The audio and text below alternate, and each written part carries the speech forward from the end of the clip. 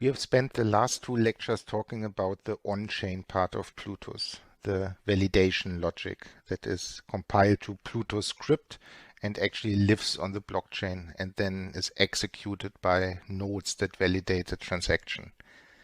And there's a lot more to say about that on-chain part.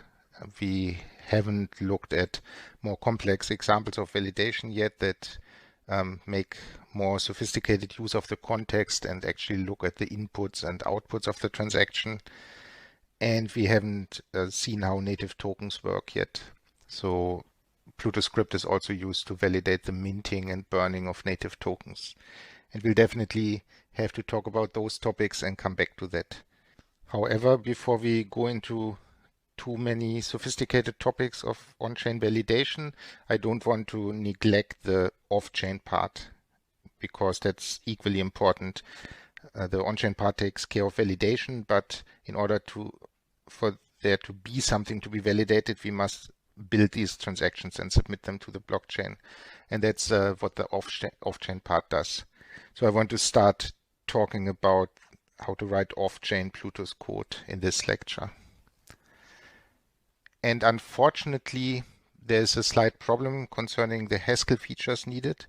So the on-chain part that we have seen so far is somewhat alien and needs some time to get used to due to the fact that we have this compilation to Plutus script. But we don't really have to worry about that if we accept that there's this template Haskell magic. The validation function is just a plain Haskell function. And it's actually a very simple Haskell function from the technical point of view. We don't use any fancy Haskell features to write this function. And one of the reasons for that is the way Plutus compilation works. I explained that in principle, in these template Haskell quotes, we need to have everything, all the code inside these quotes. And we can get around that using this inline pragma. But that still means that everything we want to use, all the helper functions, combinators we want to use, must have this inline pragma. And because the standard Haskell libraries don't have it, we have the Plutus prelude, for example, that is like a copy, or it's similar to the Haskell standard prelude, but it adds these inline pragmas to all the functions in there so that we can use them in validation code that gets compiled to Plutus script. But of course, there are hundreds of thousands of Haskell libraries out there, and most of them weren't written with Plutus in mind, so we can't use them inside validation. And that has the effect that the Haskell code inside validation will be relatively simple and not have many dependencies. So it's really just a plain old Haskell function. It gets these three arguments, the datum, the redeemer, and the context, and returns a Boolean. Or maybe a fourth argument if you parameterize your contract. And somehow in the off-chain part of Plutus, the situation is reversed. We don't have to worry about compilation. Nothing gets compiled to Plutus script. It's just Haskell. So we just write plain old Haskell in the off-chain part.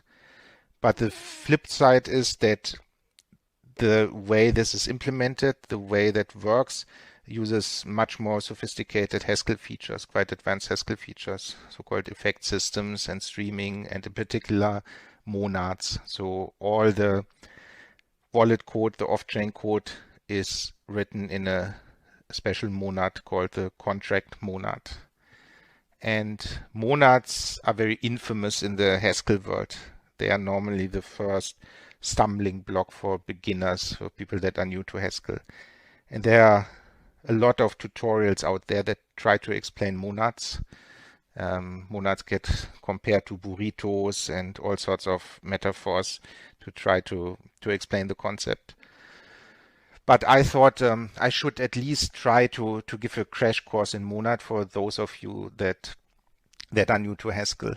And I do realize that that will be a bit boring for people that are already familiar with Haskell, but you can just skip ahead until I get to the actual contract monad that is relevant for the wallet. So I want to start with a brief, quick introduction to monads.